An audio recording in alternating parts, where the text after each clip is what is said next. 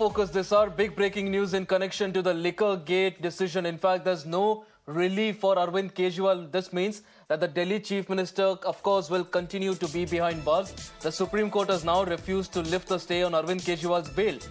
Now, the Supreme Court has said that waiting for the High Court verdict is the right thing to do before taking any sort of a decision on lifting the interim stay on the bail that was granted to Arvind Kejriwal by a trial court.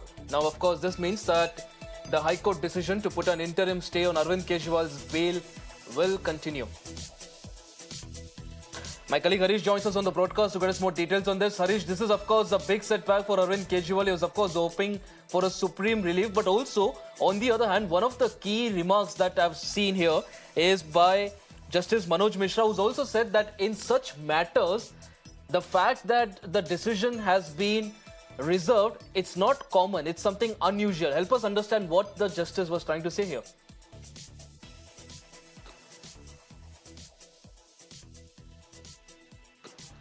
Yes, that's right, Ashish. A very significant remark called out of the entire hearing by you.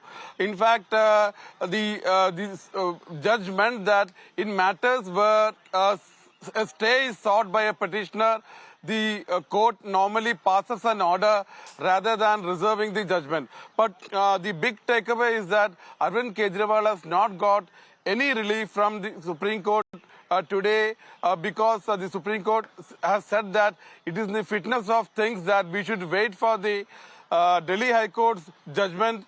Once the court has reserved the judgment after hearing the matter, it is not in the fitness of things that we intervene at this juncture and pass an order.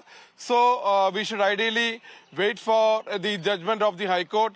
And the ASG Raju said that most probably the judgment will be out in a day or two after hearing this submission. Hearing day after tomorrow. Back to you.